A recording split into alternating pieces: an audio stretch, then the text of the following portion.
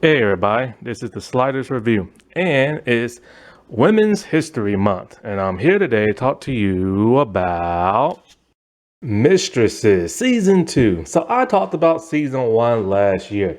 Mistresses was an ABC show that was a summer show. It basically was the filler to Desperate Housewives. ABC had been looking for a show to replace it, and they had like two other shows that got canceled after one season, but this show was the show that like did it. It filled people's void of Desperate Housewives, similar to how Pretty Little Liars did on ABC Family, but that's the sister channel.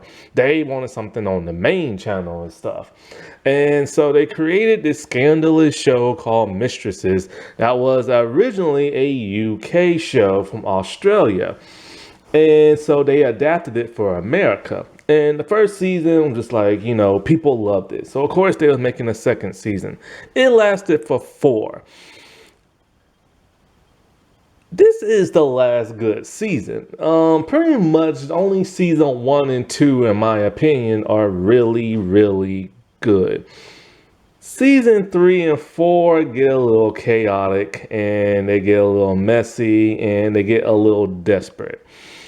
Especially when one actress leaves the show after season 2, it put a huge monkey wrench into the show. Plus the show moved to Canada.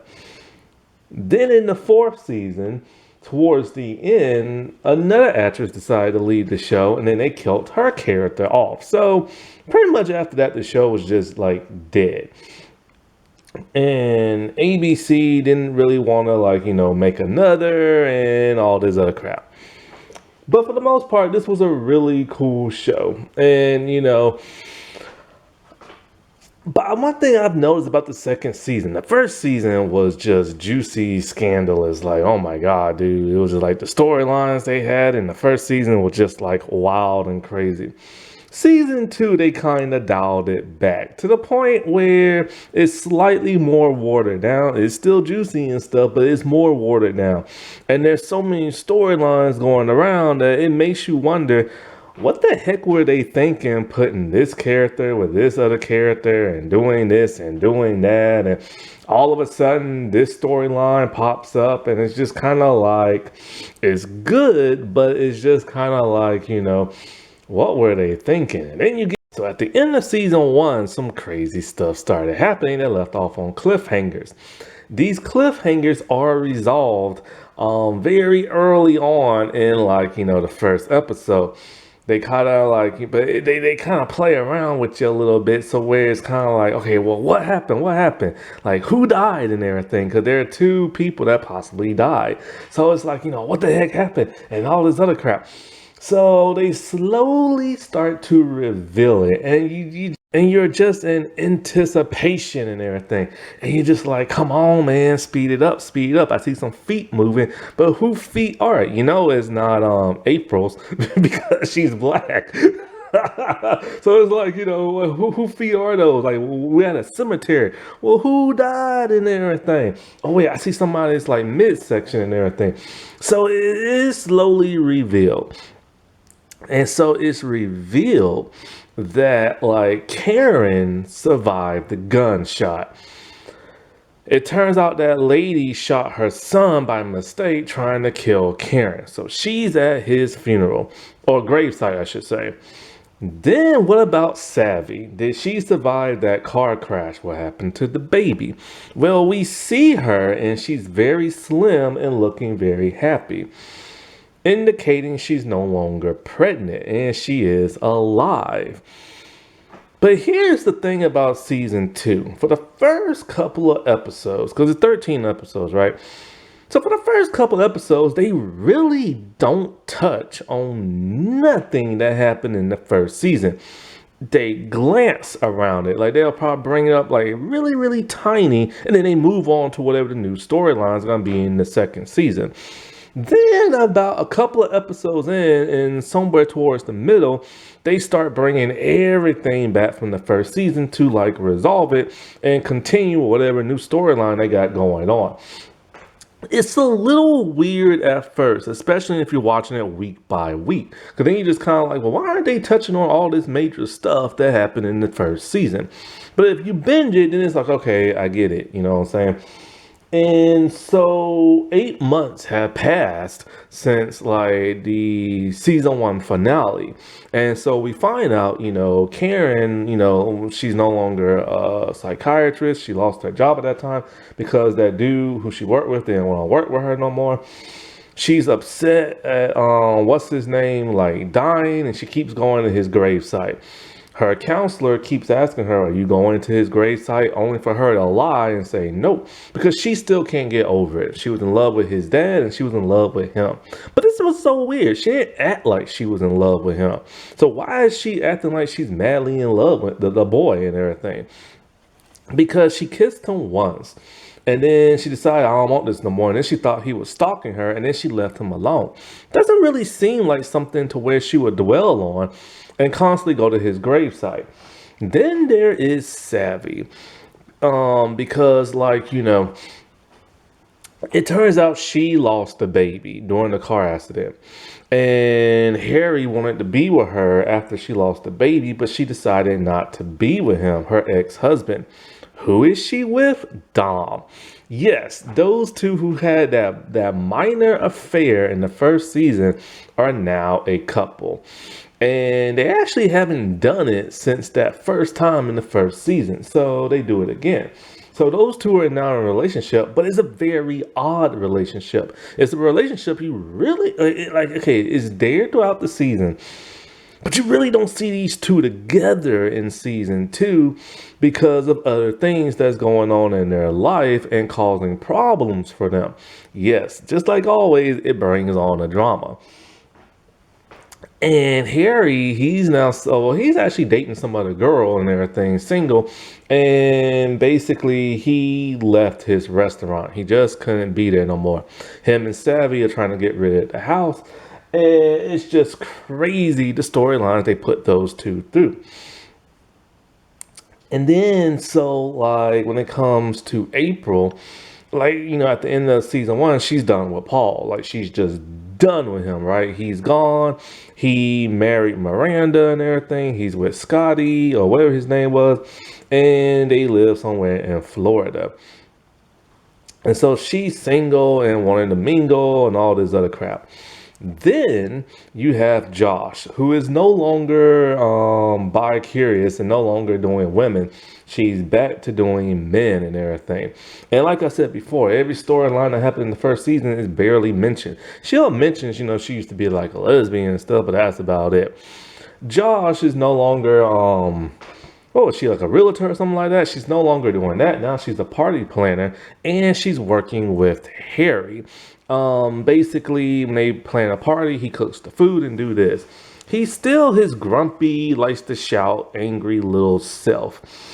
And so basically, it's just like they all have just like moved on with their lives. Once I get into the character profiles, like you will just be shocked and amazed if you never saw this show and surprised with some of the people who they hook up with. Karen is also single and she does not want to date anybody for the first couple of episodes. But then after a while, she starts to want to mingle. And when she starts to mingle, this starts that spiral downgrade of her character when it comes to sex and everything. Because it's like the things they put her through in season 2 and season 3 and season 4, it's like, why Karen? She's so sweet and you can tell she's just like, so she feels like she's almost innocent, and it's just like, why her, you know what I'm saying? Like, why her? And when I say she goes through some crazy mess in season 3, like, oh my god, like the storylines they gave her should have been for Josh. Speaking of Josh, she's no longer that kinky little freaky self of hers no more. She's no longer dressing like very sexual and everything, very explicit, and she's no longer sleeping around with random people. They have dialed down her character tremendously and everything. She is no longer that wild freaky girl she was in season 1. And as for April and everything, for the most part, she is still the most innocent character in the entire series. But something crazy does happen to her where it makes you seem like she's, oh no, she's one of the bad girls now. But don't worry, she still remains her good, like kind-hearted stuff. She's really the only innocent person in the entire series. It's so crazy. Now, after I'm done doing character profiles and everything, I will reveal who left the show at the end of season 2. Then I'll touch down on some stuff in season 3 and 4 because I probably really don't feel like making no review for those seasons because I just don't like those seasons. In fact, I've watched season 1 and 2 probably a total of 3 or maybe 4 times. When it comes to season 3 and 4, I've only watched those a total of once when they were airing back in the day. I've never rewatched season 3 and 4. I never plan on rewatching season 3 and 4. Maybe if I get really bored and really desperate, I'll do that. But for now, I'm actually watching a show for the first time called Devious Maids. I've always wanted to watch that. I just finished season 1. And as scandalous as Mistresses is, Devious Maids is even worse when it comes to the scandals and stuff. So let's see, who will I start with first? I'll probably start with April. So since I just got through mentioning her, might as well talk about Miss Sweet and Innocent. She's living the single life. Josh has started like a dating profile for her. And, she still has like her business and stuff. Lucy is still nice and sweet, but is starting to turn a little bit into a brat. The first story arc that goes on with her is basically involves Lucy. Lucy has befriended a rich girl at school. Lucy is going to some type of Ivy League type school with a scholarship and stuff like that. And she's there with a bunch of rich, snooty people. So at some point in time, she starts to bring home these expensive purses and this and that, and her mom doesn't like it because she doesn't like that the rich people are giving that to her daughter. So basically, she tries to befriend that of like the rich family and stuff, only to realize the guy she went on a date with is the husband and father of the girl Lucy is friends with. He's married and he's cheating per se. And so when she talks to the mom, she realizes that they are in an open relationship. The wife feels judged by the looks that April are giving her and everything. And I remember how stuff like that is. I remember I had a friend, I think she was bipolar or schizophrenic or something. She was like that. And anytime you'll say anything that sounds critical or judgmental, she will think you will judge her and she will just flip out and everything. Got on my nerves. Anyways, those two reconcile and they decide to be friends because April is starting to date a guy named Daniel. She was introduced by her gay best friend dude who only appears in 1 or 2 episodes, and then he disappears for the rest of the season. And she gets introduced to Daniel. Now I remember Daniel. He is the dude from the 100. He played Lincoln and everything. And her and Daniel really, really hit it off. He's an artist, and of course she has that business of hers that has art. And those two are just slowly falling in love with each other. And it's so romantic, especially when they're playing music and they get kinky with it with the paint, and then they paint on the canvas and then they do it on the canvas. And so all this other crap, right? And he's a great guy who likes Lucy and Lucy likes him. But of course there has to be some kind of drama in the show, right? So when Karen was at a bar, she noticed he was there with a redhead. And so then at some point, remember that rich girl's mother? She saw him with a redhead too. So this is causing her to be all like, oh great, I met this great guy and he's a cheater and stuff. So when she confronts, then they start to make it seem like he's talking to her on the phone saying he's with the guys, nobody's in the car, and then the redhead shows up. So what exactly is going on? Well, he tells her that's his wife. So, of course, she's heartbroken and stuff like that because she dealt with the whole thing from Paul. But here's the problem. After finding that out, she goes back to him and they start doing it. Even though he is married. So it makes her scandalous and everything. Oh, but it's just like, a bait and switch type thing, a little switcheroo. And so basically, her and him are broken up. They get back together, broken up. She argues this and that. And then all of a sudden, she starts to get a phone call from Paul, of all people. He tells her he's in some trouble and he'll call her back when he can. And so, like, she has no idea what the heck is going on until like some what is it? I think he told her he got involved with like some bad people or something like that. So she starts to worry and is wondering like, could some bad people be stalking her? She gets freaked out when she sees this one dude. But then it turns out that the dude who freaked her out is an FBI agent, and he tells her Paul got into some he started working for a mobster and started selling crap. Then something happened, and now Paul's on the run. They tried to work with him, but they can't find him.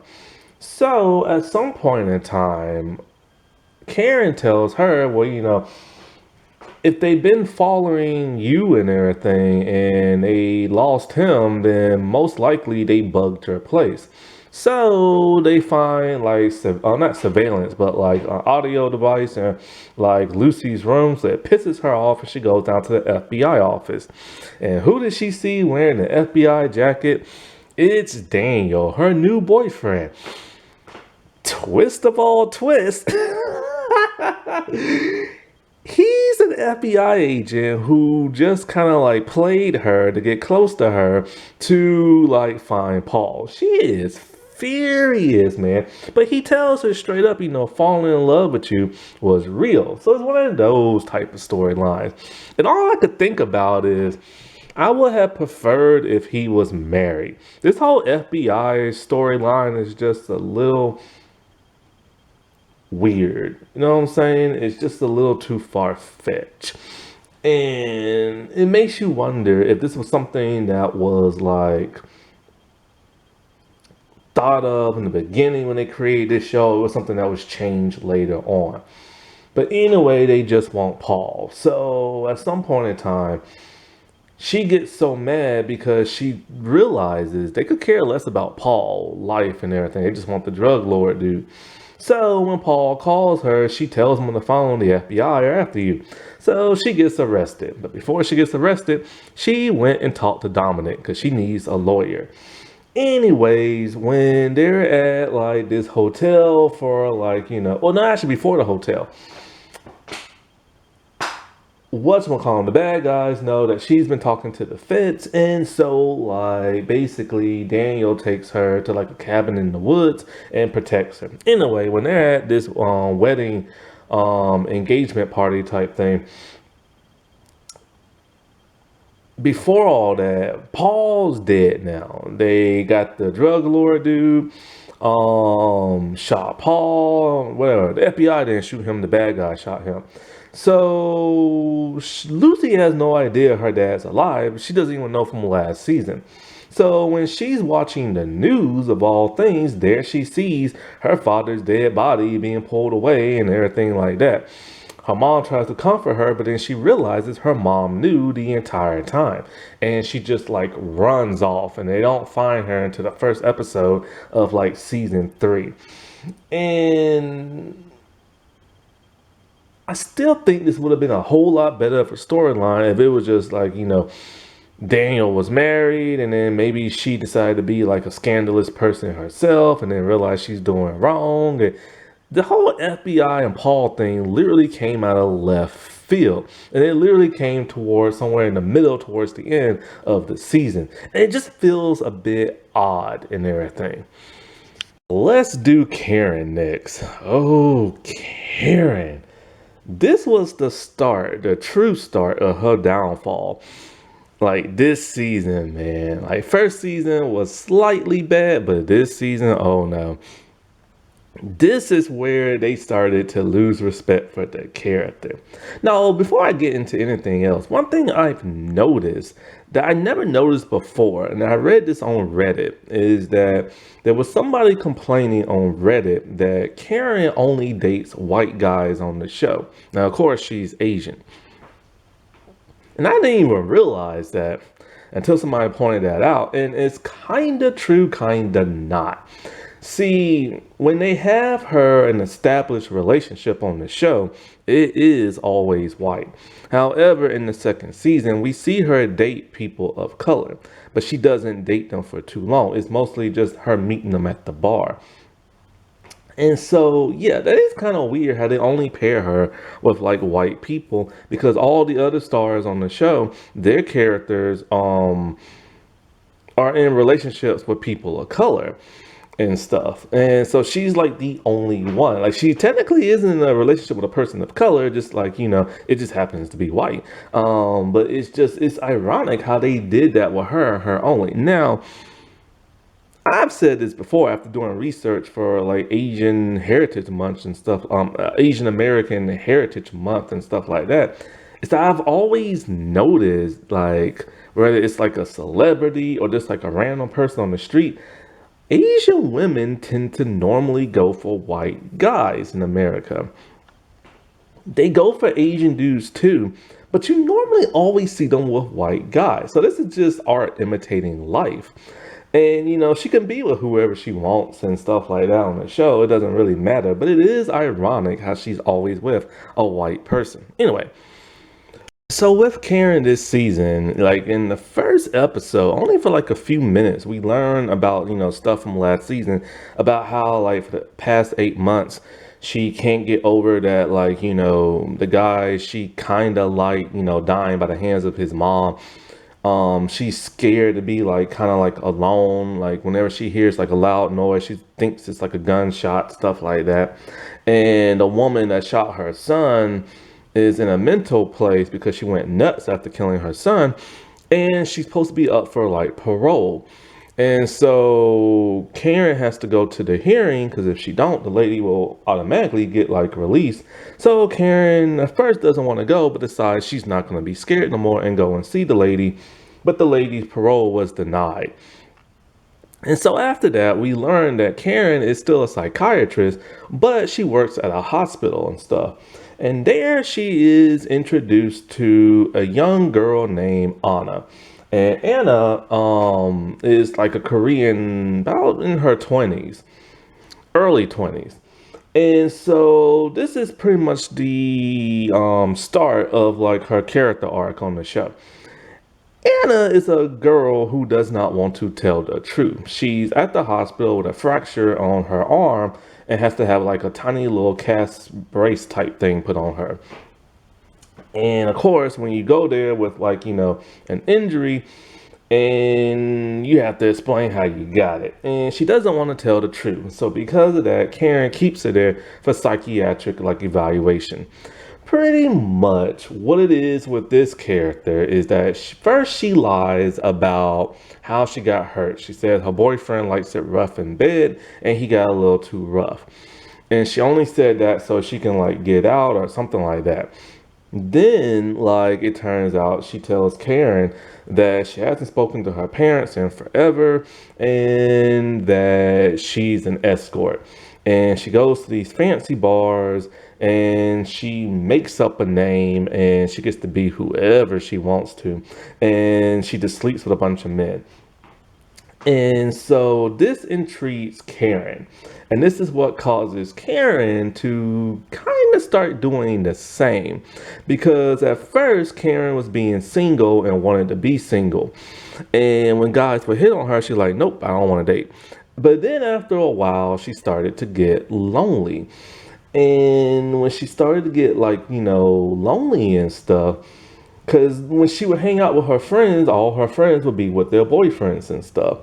And so it got to the point where she decided she's going to do that too. She'll put on a wig, she'll put on a dress, she'll go to this fancy bar.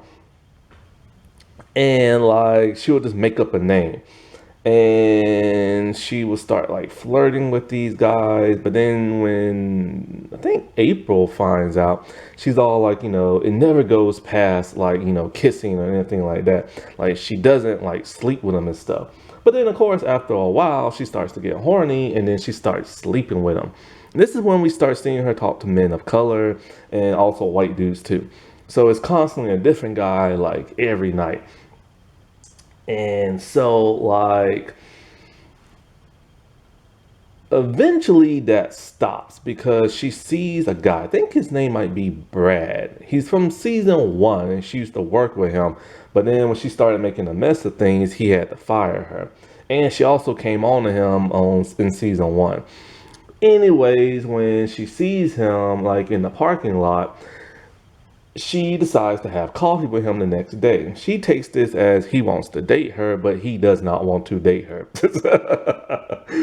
Anyways, by this time, she's kind of stopped being promiscuous in like the bars and stuff. And back to that of Anna, it turns out Anna was lying once again. She was never a prostitute. And so she just told, like, Karen that and everything. So then it turns out, like, Anna lied about where she lives. And it's just one lie after another, after another, after another. Well, at one point, Anna's at the point where she makes a desperate phone call to Karen to seem like she might harm herself. Anyway, turns out she's dating a guy. But this guy is starting to have feelings for like another woman, and he ends up dumping her for this other woman.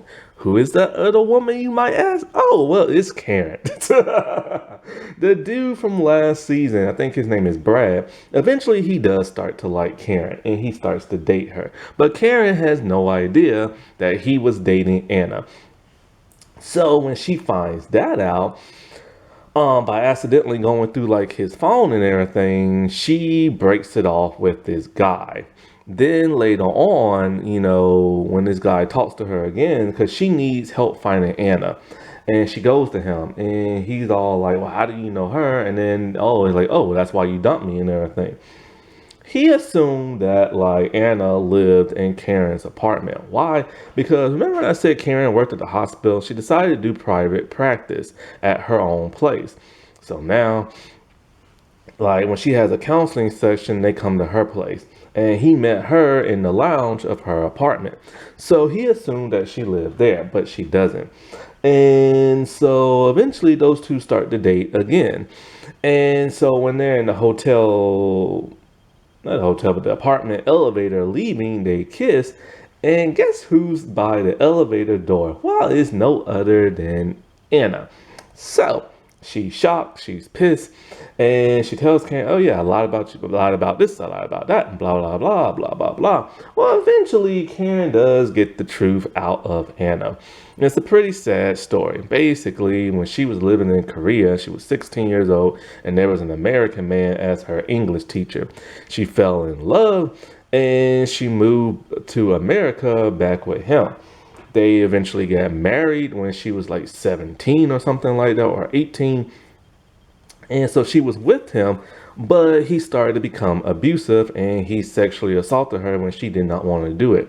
Eventually, he ended up leaving and she got a divorce, and she's been living in America ever since, dating one guy after another, trying to find love. But she misses home, but she hasn't spoken to her parents in forever because she knows they will be pretty pissed off because she just left with this American man and that pissed them off. So Karen convinces her to call her mom, and when she does, she decided she's going to move back to Korea. But what about Karen and everything, right?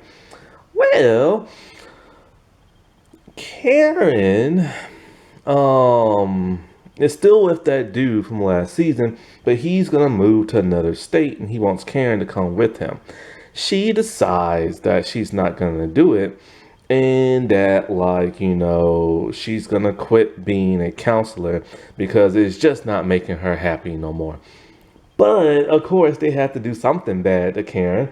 So One of the guys she met at a bar, who she lied about her name and her profession and all of this, he finally tracked her down at her place.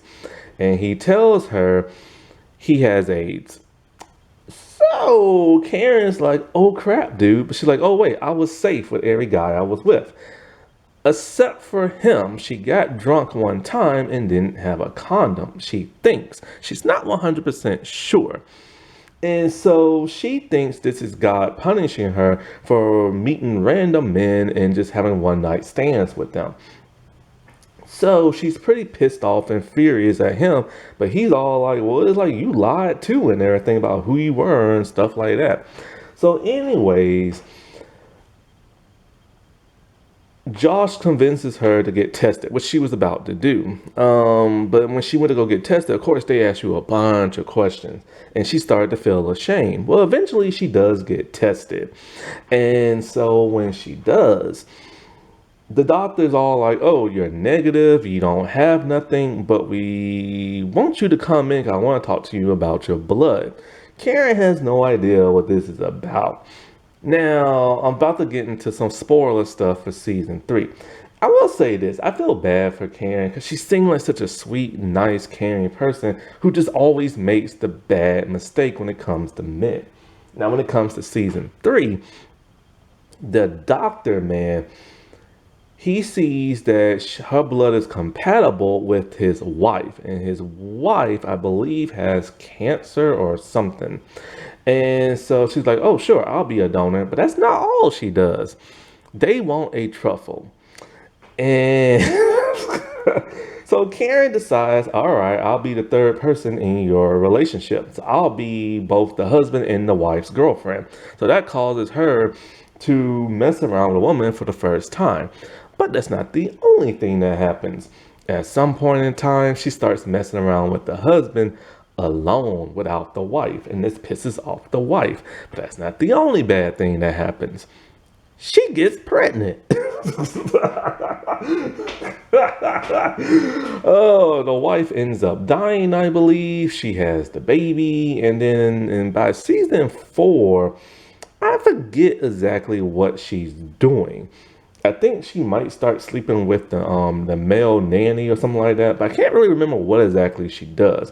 All I do know is that she starts to get a stalker. Her stalker is her female nanny, the actress who played Tara from The Walking Dead.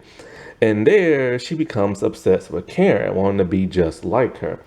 They have a weird argument type thing. I think the nanny was gonna like jump off the ledge. Karen tries to save her, and then it ends on a cliffhanger with one episode later. And I'm thinking to myself, oh, there's no way they're gonna kill Karen. She's a main star of the show. The show hasn't been renewed or canceled, and the Tara actress has to go back to The Walking Dead. Well, the actress who plays Karen decides, I've had enough with this show and I'm about to leave. So they wrote her off by killing her off. She falls off the ledge. And that's the end of Karen. Oh my god, dude, because I read somewhere that she wanted to leave the show. And so, like, it's just kind of like, dude, I don't blame her for wanting to leave. It's just like since season 2, they put her in one crazy storyline after another. And it's just kind of after a while, it's just like, you know, she probably just got tired of that crap. Because they really downgraded her character. You would expect Josh to do something like this, but no, they actually turned Josh into like an amazing like character and everything. Speaking of which, let's get into Savvy. So Savvy, the relationships and the storylines that happen with her this season are kind of bizarre and weird, and it makes you wonder what the writers were thinking about. Now, when it comes to Savvy, she's kind of like the main female of the show. And that's because Alyssa Milano is the most recognizable star on this show, even still to this day. Like, the other people are famous and they do other works or projects and stuff. Like the dude who plays Harry, he was on the Saddle Club. The actress who plays Josh, she was on Legends of Tomorrow. Everybody else, I have no idea what they've done and stuff, but she's the most recognizable person on the show. But when it comes to this season, even though she is still like the main female, she feels more like the second. And the reason why she feels more like the second is because Josh gets like way more like, stuff to do, it feels like. But when it comes to Savvy, she has a couple of storylines going on in here. She does interact with Josh. Pretty much Josh does not approve of none of her relationships. She hates Dom. She doesn't like this new guy. And like, they have a discussion about like their mom, like always, but pretty much it's just Josh not approving of what Savvy does, which is interesting because it was kind of the opposite last season. They don't really feel like sisters all that much. They feel more like distant sisters this season than they did last, because they don't have that many scenes together, ironically and stuff. And it turns out they have different dads. Josh's dad died when she was 6, and Savannah's, hers is still alive, but he left because he couldn't stand their mom. And it's because of him she feels like this is why she has such guy problems, because he abandoned her. And not only that, they still keep in contact, but he wouldn't even fly out to like go to her wedding. And so like, but he would go to like the graduation or wedding of like his new stepdaughter and stuff like that. So because of that, so him and Savannah just had like, she doesn't want nothing to do with him now. Now, when it comes to Savvy, it was revealed that she lost a baby. And for the most part, she doesn't seem to be bothered by that in a couple of episodes. She doesn't really even bring it up. And it's just kind of like, well, even if it's 8 months ago and you lose a baby, you think that would be the major like plot point of like her story arc, right? But that comes a little bit much later, but you don't really truly see her grieve about it. And so in this season, she is dating Dom. But first, one thing I've noticed about, well, actually Alyssa this season is that, okay, when they first show her, she's super skinny, right? To show that she no longer has the baby. But then as every episode kept going by, I noticed something about the actress. She was getting bigger. And I'm all like, why is she getting bigger? And then I noticed something. They will only film her from like the chest up. I'm sort of like, And so then I noticed she will always be standing behind something that will cut off her stomach area. I'm like, And then they made it pretty obvious when she would pick up a pillow or her purse and put it directly where her stomach is. The actress was pregnant. And they didn't want to write that storyline into the show. Not sure why, because at one point Savannah does want to have a kid. And it would have made for a better storyline. But anyways, so like, she is dating Dom and everything. And those two haven't done it since the last season. So they do it again. And they start dating and everything. And everything's going pretty smoothly until the vixen of the show comes in. There's a new vixen in town. Tony, a lawyer that works for Dom and Savvy. She works in the office of Savvy. Dom made partner, Savvy did not, and Dom is now her boss. And so for the most part, she started coming back to work, pretty much like part-time and stuff. And so Savvy and Tony cannot get along because Tony's a little annoying to her. Also because Tony hit on Dom. And Savvy does not like that, even though the way they started off and everything. And so because of that, she just really hates Tony. And so Tony is the type where she knows she's a hot woman and she always gets what she wants one way or another, or she'll frame somebody to get what she wants. She lives that high profile life and everything. So first thing she wants is Dom, and she wants Savvy out of the picture.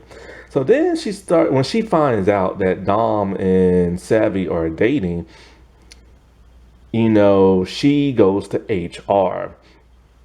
No, no, no, no. She does. I think she does something that makes them have to come out to HR.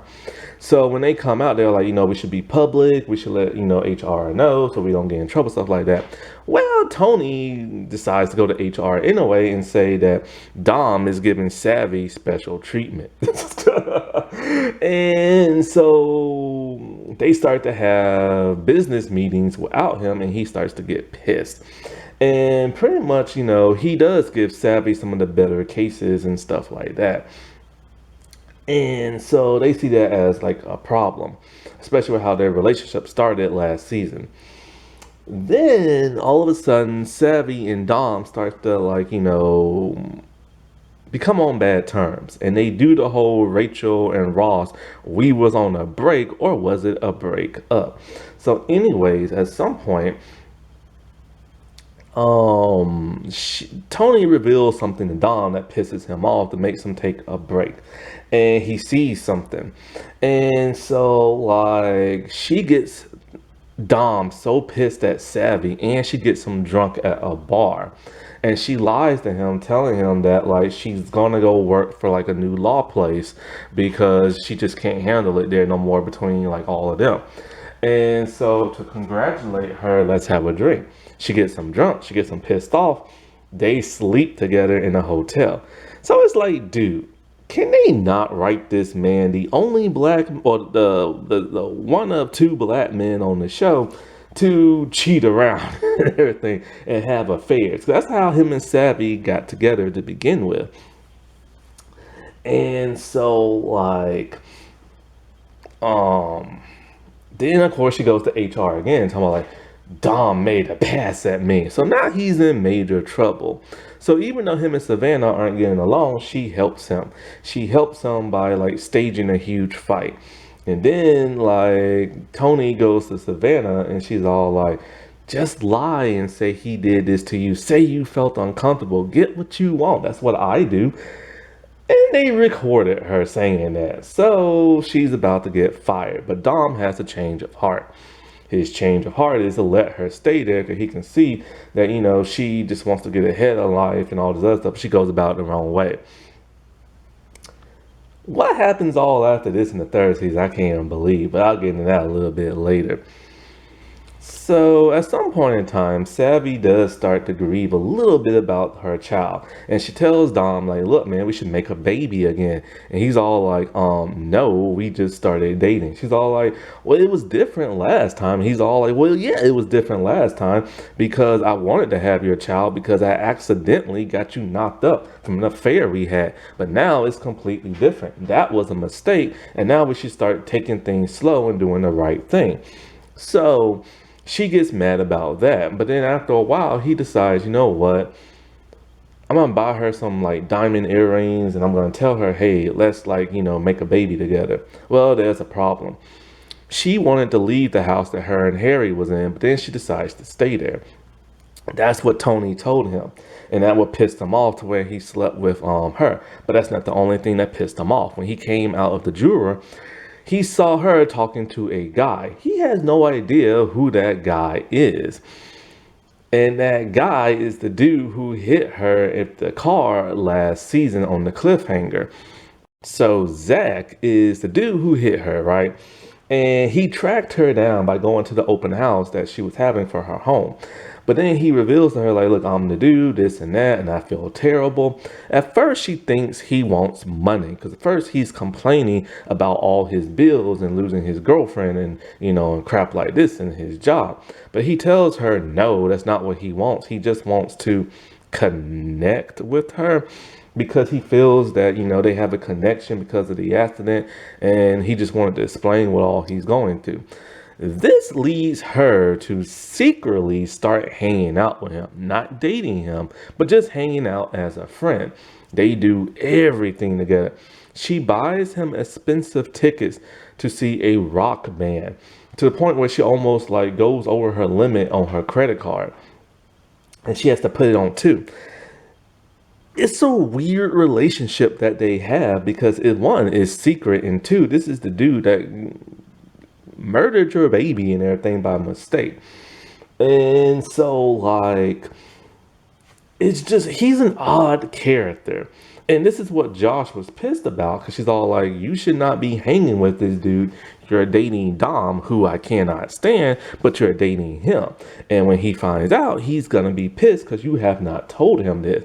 But for whatever reason, this is giving Savvy like clarity in her life, is giving her like this type of balance that she needs, because this she's never been able to truly process what happened last season when she lost her baby. And because they went through the same experience, she feels some type of like weird closure with him. And so, like, when Dom does find out, she has to tell him. And so they all hang out together, and Dom is pissed, all like, you want to sleep with her, don't you? He's all like, nah, man, it ain't like that. Well, of course, they have a huge fight and they have a break. When Savvy finds out he slept with Tony, she breaks up with him. Need remind you, they all had an affair when she was married to Harry. So she's a bit of a hypocrite and everything. But what gets worse is that when Dom doesn't start answering her phone and they're broken up and everything, then she starts running back to Zach after telling him at first she wants nothing to do with him because, you know, it's causing problem with her and Dom. Then she starts to date Zach and she kisses Zach. And it turns out they have nothing in common. He even tries to pretend to be like, you know, a more fancier person. Well, all he wants to do is go to a crappy bar and drink beer. Eventually, they do break up, and they have a weird breakup because he buys a motorcycle, and while they're riding it, he drives very loose, wild, and fast. And it reminds her of the accident that she had last season. So it's at the point where they decide they're just not going to be friends no more. But then guess what this causes her to do? This causes her to fall in love with Harry again.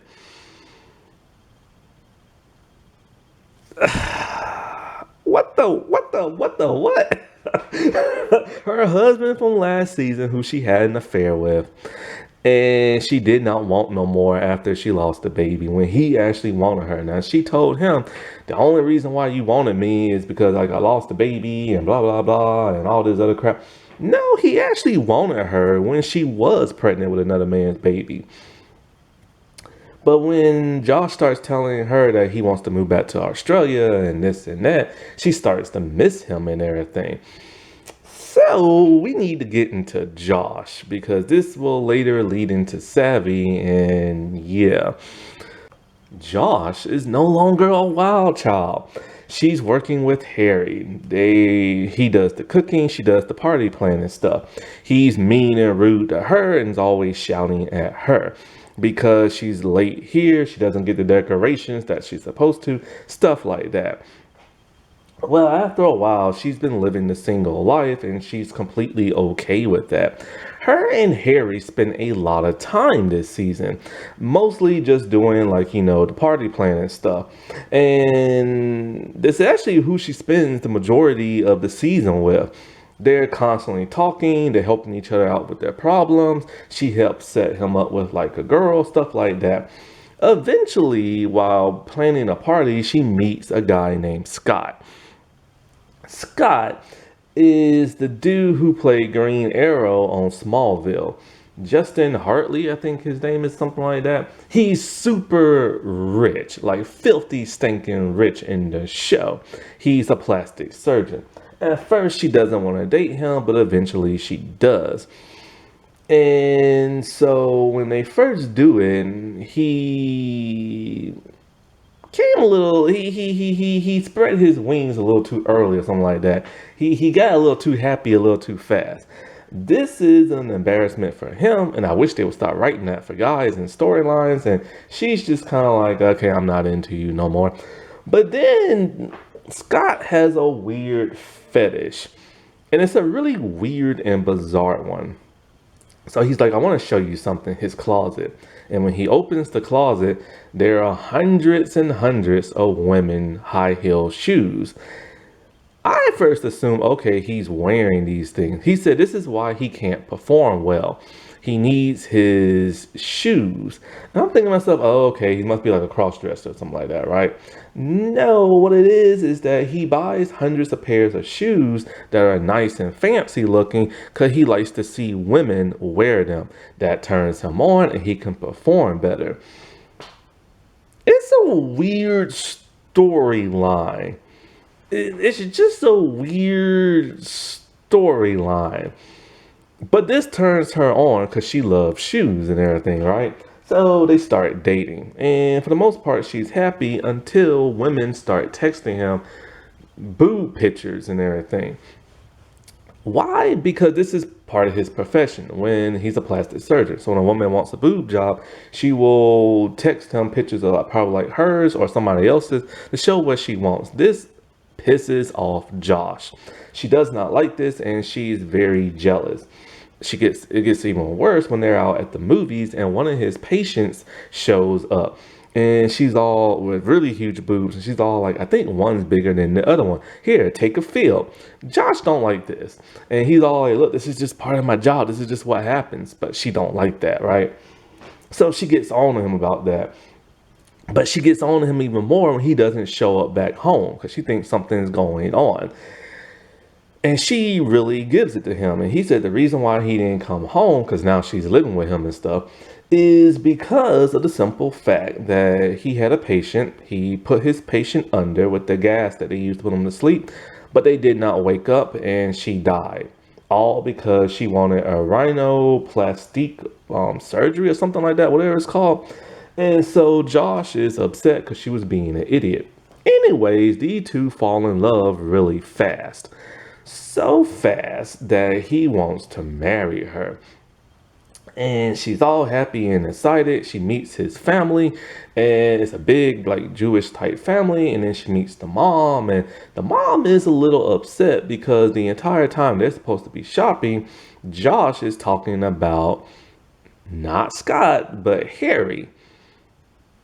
Yeah, they decided to do that. So let's get into Harry for a little bit. So Josh and Harry, he's a little bit down in the dumps. He no longer has a wife. He's dating this one girl, but then they decide to write the one girl off. He then starts to date his boss, but it doesn't really work out because he's finding everything wrong with her. Now, him and Josh, like I said, spend a lot of time this season.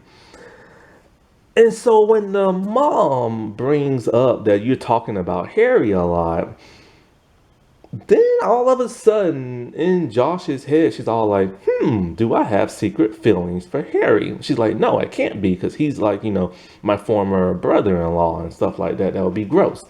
But then the writers decide to go there. All of the blue. This just came out of nowhere. I did not see this coming, like, at all. And it really feels like it was just one of those things at the 11th hour where they're all like, let's just do it. Let's see what happens, right? Now, his sister comes to visit. She is played by an actress who was on Legend of the Seeker. She also appears full-time in the 4th season. The sister has never met Josh, which must means that she didn't even go to the wedding and never even seen a picture or nothing like that. And she doesn't really like Josh because even she thinks that Josh likes Harry. So, yeah. Apparently, this whole time, she's had secret feelings for Harry because they've known each other since they were kids. But the thing that don't make no sense is that they rarely interacted in the 1st season. And I don't even think, and it's like they didn't even really have no scenes together that much in the 1st season. Plus, he's been married to Savannah the entire time. But this whole relationship of her liking him is just weird and bizarre. And I don't understand why the world they would write this, but it would have panned out perfectly if something did not happen. Now, let's get back to this. So when she tells him, oh, isn't it crazy people think I like you? So then all of a sudden he starts to like her. And he starts to ruin every relationship he's in, just to be with her. And it's even to the point where he just gets so mad at her, he shouts and yells at her. And she's all like, you know what? Savvy was right. You're just this mean, like shouting type guy who always gets mad and blah blah blah and stuff like that and wants to hurt people's feelings. Because remember, that's how he was in season one. He would get so pissed at like anything and just start shouting and stuff. Which is kind of what caused Savvy to go to like Dom a little bit. And so when Scott wants to like buy Josh a gift, he tells her, "Oh, there's this one thing she's always wanted, blah blah blah blah blah. It's something that her heart desires." And so he gets it for her. And she thinks Savvy's the one who told Scott about it, but no, it was Harry. So this makes her fall in love with him even more. So they're supposed to have an engagement party, but Scott decides, hey, we're at this fancy hotel, everybody's here, let's just get married. So now they're gonna get married. She tells Harry she doesn't want him to go to the wedding because they like each other and stuff like that, because Harry kissed her while she's dating Scott and she liked it, but then she had to make him stop. And the problem is like, why would Harry do this after what happened with him and Savannah and Dom last season? You think he would not like try to have some type of affair, but he does. Anyways, they're all at the wedding now, and he decides, you know what? I gotta tell her how I feel. So he drives to like the wedding, and he sees her in like the window, but then he decides to walk off towards the beach. And in a really romantic gesture, we see her running towards him, kissing and making out on the sand. So she's gonna leave Scott, a millionaire, for Harry, who's technically really poor right now and doesn't really have a job. And everything's breaking in his place. All because she thinks she has feelings for him since they've been kids. Now we gotta bring in the Savannah thing. Savannah is at this point back in love with Harry. She sees his truck. She goes looking for him. She walks around, but we don't see Savannah finding them making out on the sand. So now we have to get into season 3 a little bit. Alyssa Milano decided to leave the show. Why? Because the show moved to Canada to cut costs and everything and to save a little money, and she just had a baby and she already has another kid and she's married. So she didn't want to move to Canada. And I don't blame her. She just started a family and stuff. Well, actually she been started a family, but she started a bigger family. So they had to write her off in the 3rd season. Apparently off screen, Savvy saw those two making out, got pissed, packed up all her stuff, and left, and never came back to the series. That's right, she never made a guest appearance, never did the whole phone call thing, just never came back. I don't know if there was bad blood because she wanted to leave the show and they're all like, screw you or whatever. I don't know if it's because she just never wanted to fly out for like a one cameo scene or whatever, but her character is never seen again. She's mentioned about 1,000,000 times, but she's never seen. By season 3, Josh gets into a little bit trouble with the law. Basically, what happens is that she meets this new character on the show. They try to have a Savvy filler every season. So first, it's this one character. I think her name is Jennifer Esposito. That's the actress, I believe. She is the Savvy filler for that season. There's like a murder mystery. So now they're trying to be like Desperate Housewives. And Josh ends up going to jail for something she didn't do. Blah, blah, blah, blah, blah, blah, blah. By season 4, Harry's sister is now the Savvy filler and everything, and she wants to be the wild child Josh type character from season 1. The problem is, now that Alyssa's gone, they're trying to make Josh the new head of the show. So they try to really redeem her character. It's weird. It don't make no sense because she started off as a wild child. Now she's this responsible, mature person on the show. And it just didn't click well with me. As for April and everything, at some point in time, like I said before, her and Daniel broke up. And so, like, she starts to date Lucy's half brother's uncle, which is just weird all on his own. He has a drinking problem. They're on and off. Eventually, they stay together at the end of the series. Also, like Lucy becomes like a pain in the butt in season 3 after seeing her dad die. And so, like, they bring Dom back for a guest spot in season 3 and 4 because now with Savvy gone and them in Canada, there's no point in having his character there. So, do you know what they do? He's not the only person who appears in season 3. Tony shows up in season 3. Why? Because now Dom and Tony are dating. Yes, the woman who tried to have an affair with him, the woman who succeeded in having an affair with him, and the woman who tried to basically have him like fired and arrested for sexual assault when he didn't do it. He's now dating her. That just lowers his character so much to where they have no respect for him.